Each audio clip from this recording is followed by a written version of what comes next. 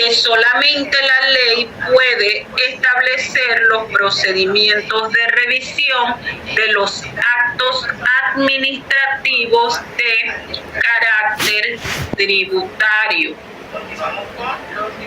que también solamente la ley puede tipificar las infracciones y establecer las sanciones. Es decir, que es a través de la ley que se va a tipificar, que es la palabra correcta, qué conductas se van a considerar infracciones a la ley tributaria y cuál va a ser la consecuencia de esa infracción. Que solamente la ley puede establecer la prelación y garantía en los créditos tributarios. La prelación es decir, darle prioridad a determinados créditos tributarios. Y que es la ley la única que puede regular los modos de extinción de la obligación tributaria por medios distintos al pago y establecer y modificar los plazos de prescripción. Es decir, que solamente a través de la ley es que se pueden establecer todos los parámetros relacionados a la imposición, eliminación, aplicación, procedimientos relacionados a los tributos, extinción, etcétera. Que toda esta materia debe estar regulada por la ley. Le escucho, señor Catuí. No, sí, profesora, dándole seguimiento a lo que a todo lo que usted está explicando, para aclarar a los compañeros que estamos hablando del artículo 8 del Código de Procedimiento Tributario. Así es. En relación a esta situación, nos presentan una excepción a ese principio de legalidad y nos dice que el órgano ejecutivo podrá suspender total o parcialmente la aplicación de tributos de cualquier tipo o especie, difiriendo su pago con carácter transitorio en todo el territorio nacional o en determinadas regiones en caso de el estado de emergencia legalmente declarado. El estado de emergencia, como su nombre lo dice, es una figura, es una situación que está contemplada en la Constitución política. Cuando se declara el estado de emergencia surgen un sinnúmero de situaciones que no me corresponde explicarle a ustedes. Eso es relacionado a otras materias, pero en ese único caso podría el Ejecutivo. ¿Ustedes saben quiénes forman el Ejecutivo? Chicos. Sí, profesora, el presidente, los ministros de Estado y la dependencia, decirlo así. El presidente y los ministros de Estado okay. Forman el Poder Ejecutivo. En caso de estado de emergencia, que también se suspenden derechos, garantías constitucionales y demás, puede entonces el órgano ejecutivo suspender temporalmente el pago de impuestos en determinadas áreas del país, etc. ¿Ok? Eso es lo relacionado a los principios, tanto constitucionales como legales, del sistema tributario en Panamá. Pero a mí también me interesa explicar explicarles porque nos puede ayudar a entender un poco más la materia, cuáles son las características del derecho tributario, y esto sí es según la doctrina. ¿Alguien me puede decir qué es doctrina?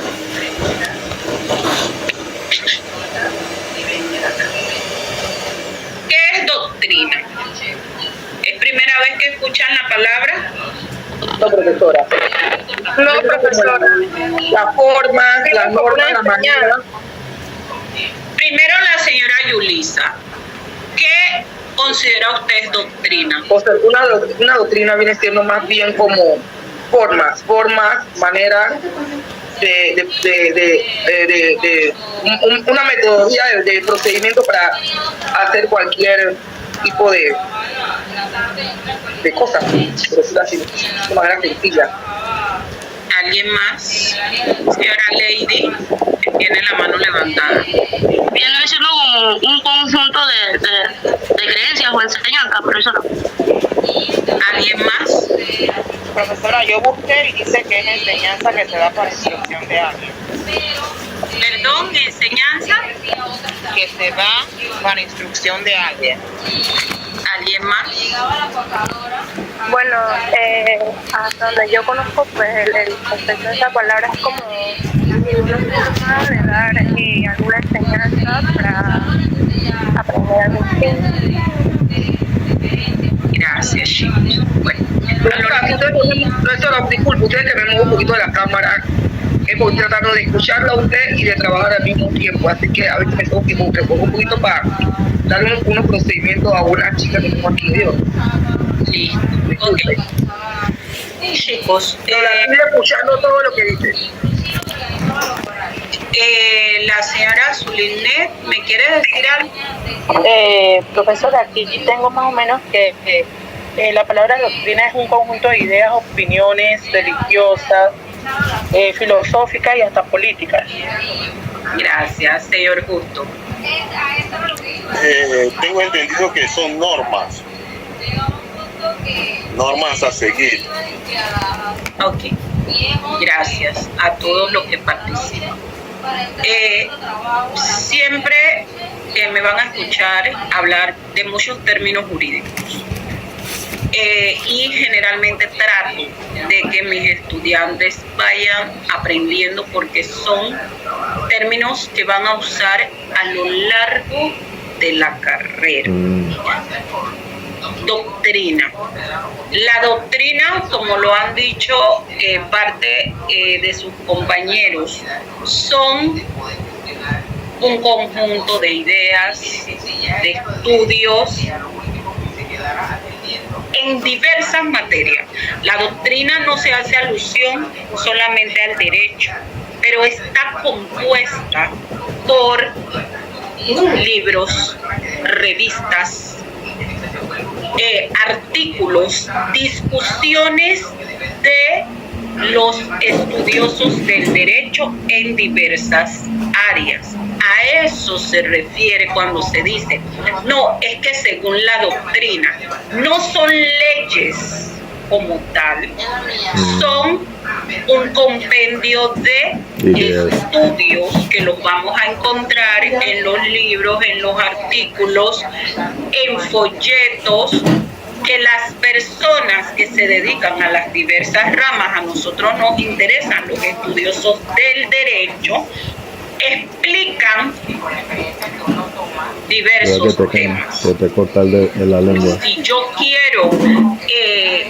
saber algún concepto, yo me voy a la doctrina, yo busco los libros de derecho, si es de derecho financiero, quien escribe financiero, si es de derecho penal, quien escribe derecho penal, y eso es la doctrina, la cual nos ayuda en nuestros estudios.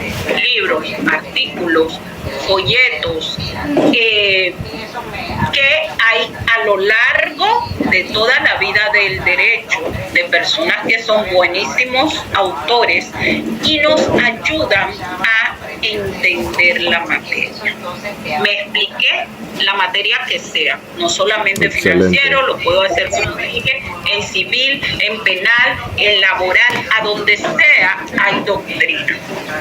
Y cuando yo quiero estudiar un tema o conocer, me voy a esa doctrina. En mis tiempos nos íbamos a los libros, ahora ustedes se van a Google, pero allí igual pueden buscar qué dicen determinados autores estudiosos de derecho y van a encontrar también doctrina que les ayuda a entender diversos temas.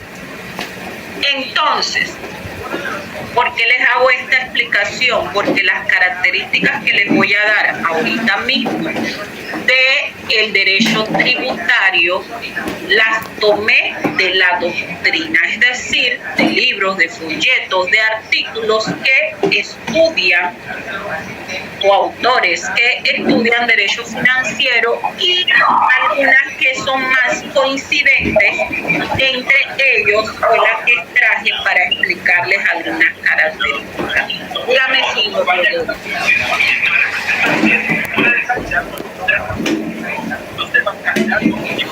Rodolfo tiene la mano levantada, ¿iba a preguntar algo? Sí, profesora. Dígame. Con respecto al tema doctrinal, estamos hablando de interpretaciones, teorías, todo, pero ¿cómo funciona la clase, el engranaje? Tomar una decisión de qué teoría. Pero alguien tiene el micrófono abierto y no se me entiende muy bien. Varios tienen el micrófono abierto. El señor Cacuí, el señor Smith. ¿Cómo? ¿Puedo hacer daño? Ajá. Profesora, de repente los silencios. Sí, profesora. Entonces, ¿cómo se toma la decisión de qué doctrina es la más acertada, tomando en cuenta el dicho que he escuchado por ahí que usted puede tener 5 abogados y va a tener 8 opiniones? Entonces, ¿cómo toman la más acertada? ¿Basándose en qué? Y disculpe la pregunta si la saco del camino de donde va, ¿no? Sí, lo entiendo. Bueno, los que tenemos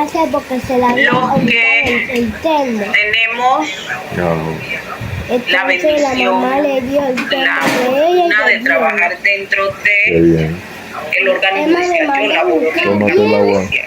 Emma me mandó a buscar a Diego para que yo hemos aprendido que tienen que instruirse en relación y utilizar la doctrina. Y en efecto, como usted dice, para resolver los jueces también utilizan doctrina. Sí. ¿Cómo se escoge? Ciertamente no hay un autor, hay varios autores. Yo le pregunté si no tenía ningún logo el sete, me dijo que eso no tenía ningún logo, una persona normal con una hay, mochila. como les dije, algunos que son muy reconocidos. Uno puede utilizar alguna estrategia. ¿En qué sentido? Si yo estoy resolviendo un caso de Panamá, en principio no me... un muchacho con una mochila. Lo más probable es que no me busque un autor que escriba en Italia, dependiendo de la materia que sea. De manera práctica, si hay un autor panameño que escribe sobre el tema, porque debemos entender que si es panameño está más habituado a nuestra forma de ser de vida, puede ser así. Recuerden que los abogados tenemos que fundamentar todo lo que si la riega no se la comen. Y los jueces que son los que también utilizamos, según la pregunta, en la doctrina, también tienen que fundamentar. Yo puedo perfectamente indicar en relación a la materia tal, el autor fulanito de tal expone que se trata y dar su definición. Y en virtud de ello, considero que la prueba esta se ajusta a tal definición. Si usted me dice que si hay alguna forma de elegir la certera, no le puedo responder eso, pero es que usar la doctrina no es que por ella como tal voy a decidir. La decisión es mía y yo la sustento y la argumento tanto con las normas como con la doctrina. Así como cuando nosotros vamos a dar una charla y debemos dar el concepto, bueno, yo voy a hablar de ecología, pero ¿qué es la ecología? Lo lógico es que yo busque el término ecología y puede que encuentre muchos autores y yo voy a decir, bueno, de todos, lo considero que es muy ambiguo, da una definición que no me parece, da una definición acertada. Entonces yo voy a decir, según como lo indica el autor fulanito de tal, para él la ecología es esto y esto. No obstante, según la norma, se debe tomar en cuenta esto y esto. Que yo le pueda decir, no, es que hay una forma de elegir la acertada, no. Hay mucha doctrina, mucha teoría, pero cuando yo voy leyendo también puedo ir diciendo cuál es la más aceptada. Porque si yo estudio 5 autores y de esos 5 autores, digamos que están hablando de dos teorías, de la causalista y de la finalista, entonces si resulta que de los 5 autores 4 dicen, no, es que yo apoyo la finalista, yo debo entender también que esa es la más acertada. ¿Ya? Pero la doctrina lo que nos ayuda es a aprender, a lo que nos ayuda es a entender conceptos jurídicos. ¿Me expliqué? Sí, profesor. Alto y claro. Y que aclaro, también los abogados, no solamente los jueces, tenemos o podemos utilizarla para explicar de una mejor forma lo que queremos decir. El autor tal dice que el habeas corpus es tal cosa. Eso es parte de la vida del abogado o debe ser parte de tener esa práctica. Entonces, volviendo a nuestro tema, las características que les voy a explicar son aquellas mayormente aceptadas por la doctrina. Y según la doctrina, el derecho tributario tiene algunas características. La primera de ellas es que es permanente. Existe siempre que exista un Estado,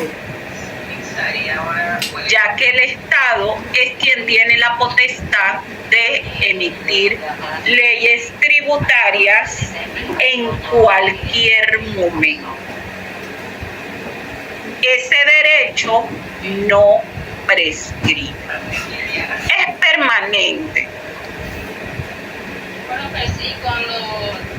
Como se lo indiqué, se considera que es permanente porque subsiste o existe mientras haya un Estado. Y yo les pregunto, ¿consideran ustedes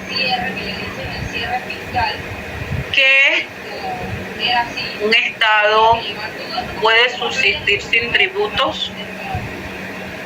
Negativo, profesora. Para mi concepto, no. Bueno. El derecho tributario va a ser permanente mientras exista el Estado como tal. Y yo les pregunto, ¿por qué el Estado necesita tributos? Porque necesita en teoría para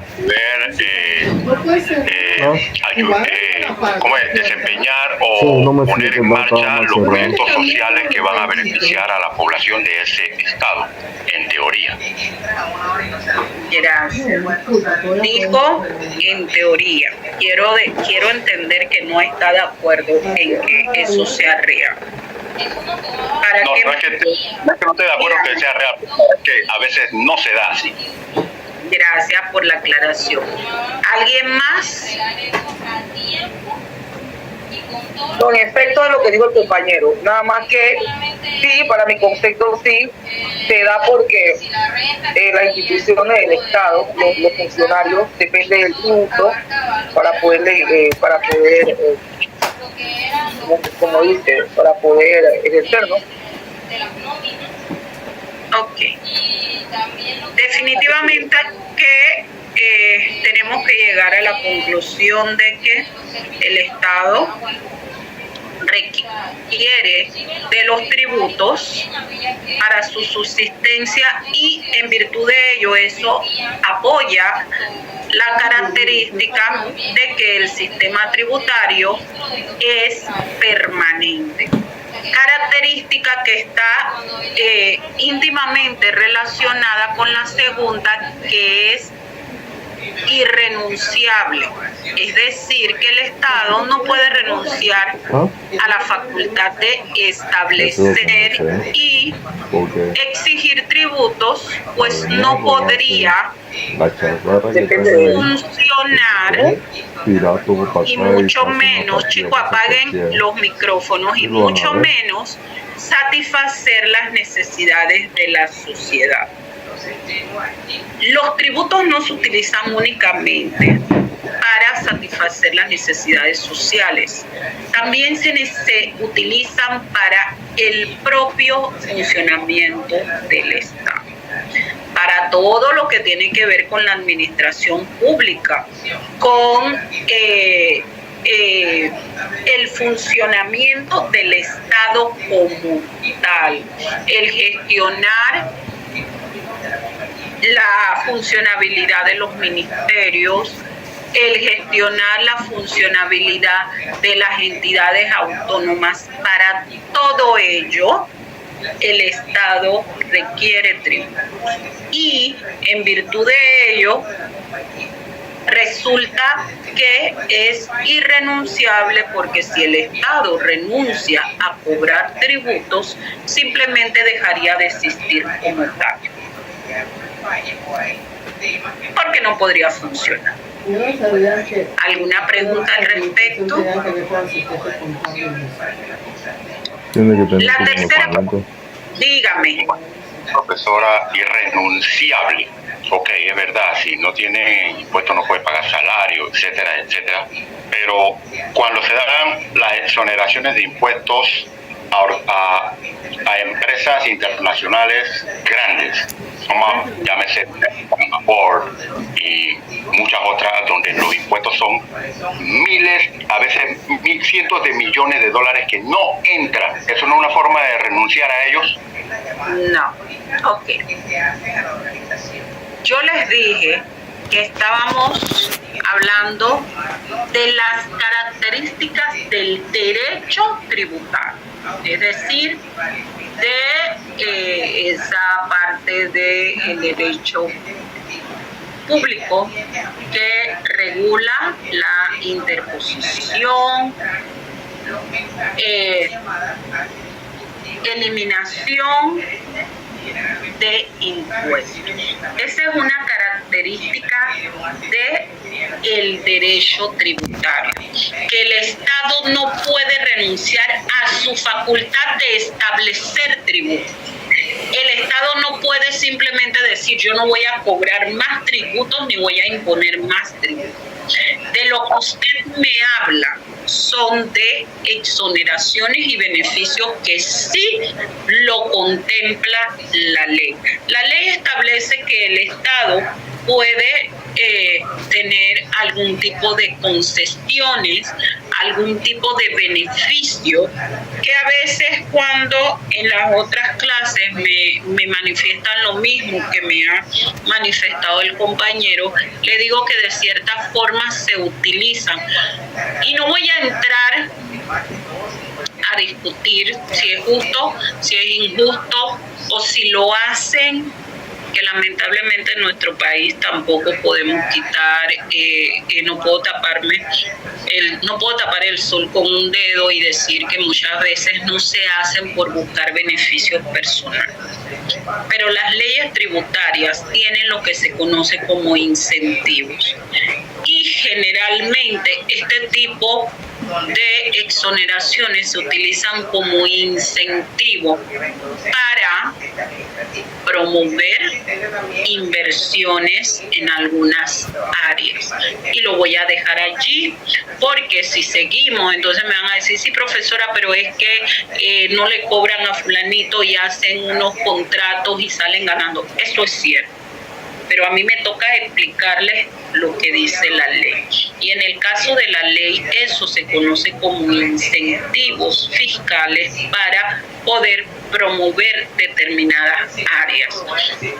Pero yo me refiero a que el Estado no puede renunciar a la facultad que tiene, a ese derecho que tiene de establecer tributo, porque si renuncia a esa facultad, no se concede concesiones o beneficios o incentivos, porque fíjense que eso ni siquiera se lo dan a todas las empresas. Es a la facultad de establecer tributos, de exigir tributos y de hacer que los contribuyentes paguen tributo. Es a eso a lo que no puede renunciar el Estado porque dejaría de existir. Entiendo, profesor. Sí, entiendo. Aunque Qatar no le cobra impuesto a su población, y está funcionando obviamente por el petróleo, ¿no? Pero sí le entendí, que es la facultad completa. Yo entiendo el concepto. Gracias, profesora. Así es. Señor Catu, le escucho. Profesora, por un lado el gobierno no puede renunciar a su facultad de cobrar tributo. Por otro lado está los contribuyentes. En el caso del Seguro Social, la ley orgánica de la Caja del Seguro Social establece pagar tributo a la Caja, por ejemplo, para el funcionamiento de dicha institución. Pero nosotros como contribuyentes estamos viendo que va al descalabro, por decirlo así, que va hacia el abismo en la Caja del Seguro Social, y sin embargo nosotros seguimos pagando el tributo. Nosotros podemos dejar de pagar tributo porque toda vez que estamos viendo que no se está cumpliendo con el objetivo del pago de ese tributo. Es mi pregunta. Ok. Es un tributo que está establecido legalmente. Y aunque fue en otra materia, es la segunda persona que me pregunta lo mismo en relación a la Caja del Seguro Social, aunque allá estábamos hablando de laboral. Pero no. Recuerden que los tributos se modifican y se eliminan y también se establecen según los principios de estricta legalidad a través de la ley. Yo no puedo, además de que la contribución que se le hace a la Caja del Seguro Social ya se nos descuenta automáticamente, al menos que sea una persona que trabaje de manera independiente y decida pagar él mismo su seguro social. Pero ciertamente, cuando a mí me viene mi salario, ya me sacaron el seguro social, que no me sacan poquito por demás. Pero no, en este caso, si la ley no modifica o no establece esa situación, no podemos dejar de pagar esa contribución. Entonces, la situación de la Caja del Seguro Social es complicada, es compleja, pero hasta que la ley no diga otra cosa, tenemos que seguir pagando la cuota obrero patronal. O sea que tenemos que dejar que nos metan la mano en el bolsillo, profesora. Lamentablemente, y va a pasar o lo vamos a percibir con muchas situaciones, tal cual como lo dijo un compañero aquí, que a veces nosotros, ni siquiera voy a decir no percibimos, somos conscientes de que no se utilizan nuestros tributos como deberían.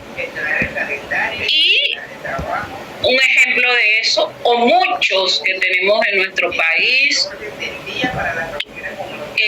se saca seguro educativo, pero las escuelas están en mal estado, las calles ni se diga, y un sinnúmero de situaciones, pero mientras la ley no los elimine o no los modifique, estamos igualmente obligados a hacerle frente a esos tributos.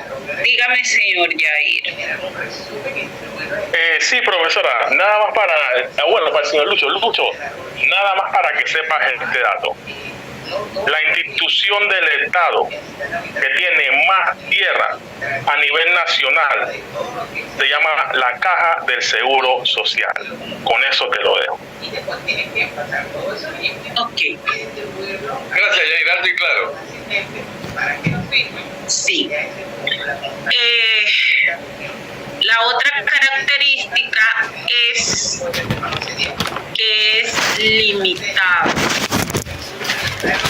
El derecho tributario es limitado debido a que está regido por normas que lo regulan y establecen en nuestro país la Constitución Política, el Código Fiscal, etc. Y allí tenemos que redundar un poco en lo que ya yo les manifesté de el principio de estricta legalidad, de que en efecto en materia tributaria solamente se puede cobrar, se puede exigir lo que está regulado en la ley. Eso quiere decir que es un derecho limitado precisamente porque está sometido o tiene que estar sometido a las normas que lo rigen. La cuarta característica es que es un derecho indelegable, como una facultad del Estado. No puede renunciar, no puede transferir o no puede delegar esa potestad tributaria en manos de nadie.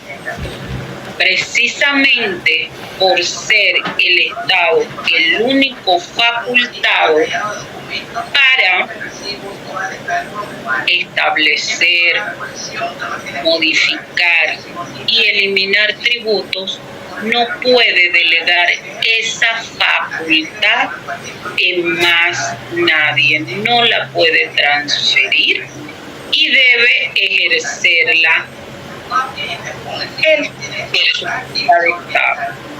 Preguntas. ¿Indelegable es el término, profesora? Indelegable. Okay. No puede ser delegada ni transferida a terceros, sino que es una facultad de el Estado. Profesora, el punto 3, ¿cuál era? Porque tengo permanente, irrenunciable e indelegable. Limitado. Que es porque está sujeto a las normas. Limitado. ¿Me escuchó? Ok. Sí, ahora. Y la última característica es que es abstracto.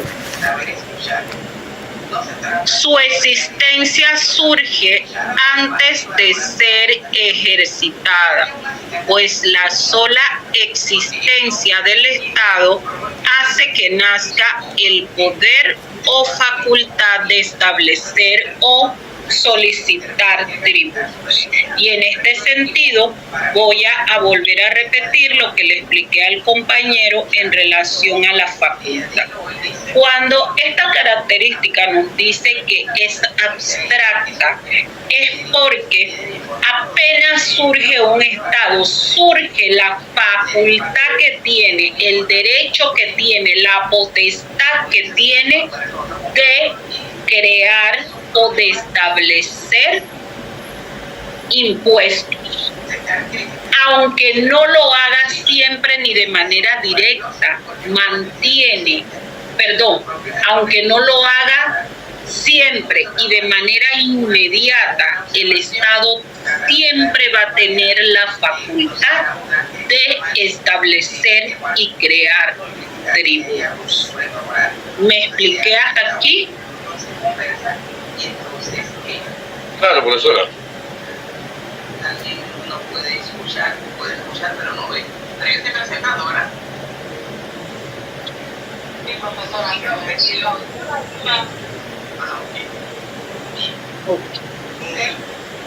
hablando un poco de lo que son los tributos, o una definición simple de lo que son tributos, que después vamos a ver que los tributos se dividen y cómo se diferencian uno de otros. Son prestaciones de dinero que el Estado, en el ejercicio de ese poder o de esa facultad tributaria, exige con el objeto de obtener recursos para el cumplimiento de sus fines. Es decir, que los tributos es esa suma de dinero que en diferentes formas nos exige el Estado, quien tiene la facultad para ello, a fin de sufragar y de poder cumplir con los fines que le son exigidos a el Estado. En ese sentido, solamente a manera de recapitular, prestación de dinero o los elementos que integran esta definición, que es una prestación de dinero que debemos ir entendiendo, aunque esto va a ser materia de charlas, así que no voy a ahondar mucho, que el Estado es el sujeto activo o acreedor de esta prestación pecuniaria. Dígame, señora Yulisa.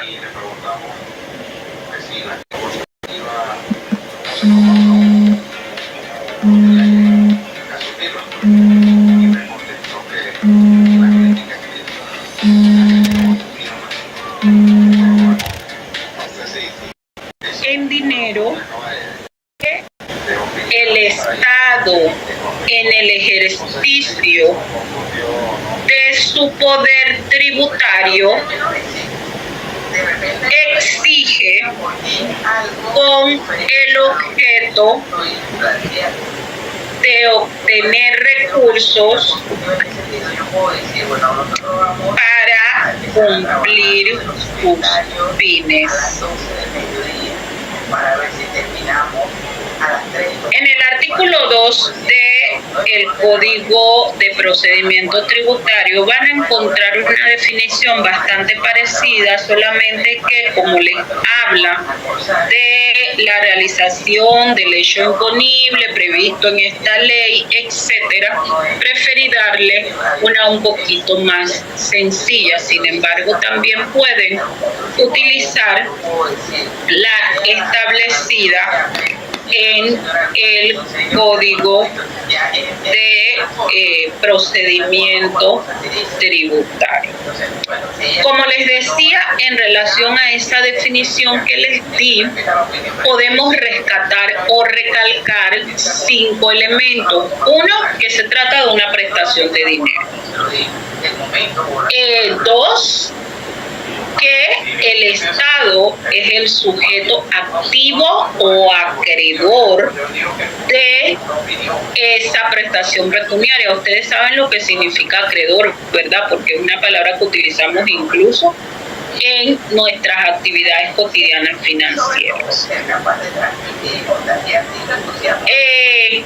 Que nos exige ese dinero en relación o en el ejercicio de ese poder o facultad que tiene, que los sujetos pasivos de esta relación, sujetos pasivos o deudores, son los contribuyentes, y que finalmente se debe utilizar, o la finalidad que tiene es que el Estado pueda cumplir sus fines, sus metas, resolver los problemas que la sociedad le exige, etc.